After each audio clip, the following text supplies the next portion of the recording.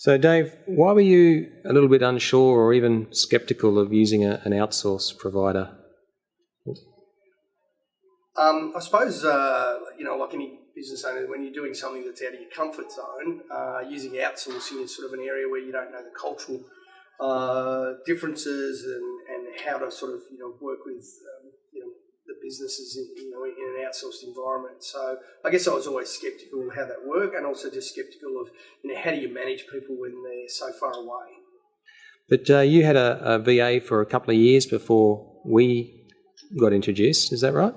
Yeah, so initially I'd worked with a VA, I guess they generally call a home-based VA. But the challenges that I had was really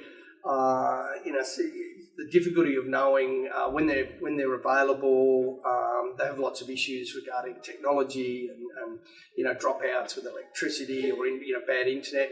But also just not knowing that really no one's supervising. You don't know what sort of environment there are. Not that I'm saying they do anything untoward, but it's just really, really, really challenging to manage. And so, in fact, I had two sort of VAs that I tried at different periods, but it just wasn't a model that was going to really work for the business that we had.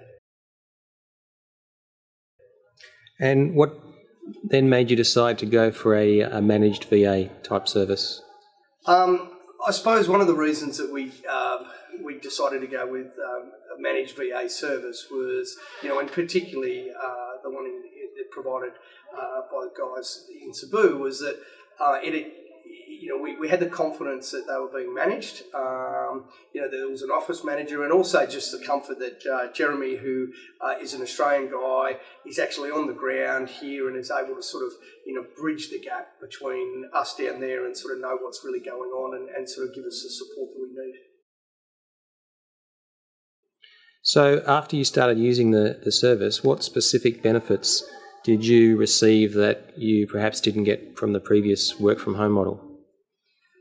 So the specific benefits that we received is, knowing that all the payroll, knowing that all the legal requirements, statutory requirements were being made by, on our behalf, being able to troubleshoot IT, have people supervised, being able to scale up. So we've sort of been able to go from starting with sort of 2 to now close to 20. Assistance here, and having someone that can support you as you're growing that sort of rapidly, has really been a big benefit. That's great. And finally, last question for you, because you're jetting back home tomorrow. What type of business do you see that could benefit from the managed type VA role as opposed to your traditional work from home?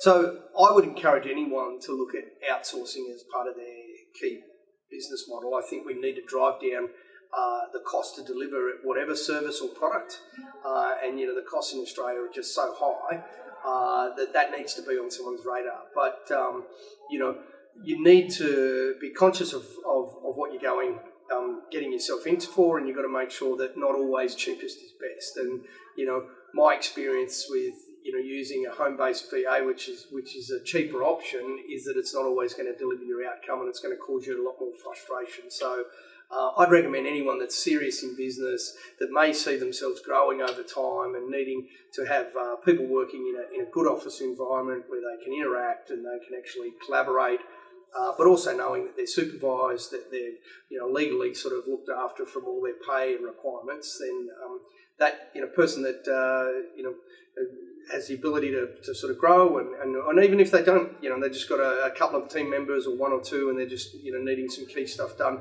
knowing that they're being supervised and looked after, then I'd recommend it for anyone in that sort of business position. Great. Thank you very much for your time.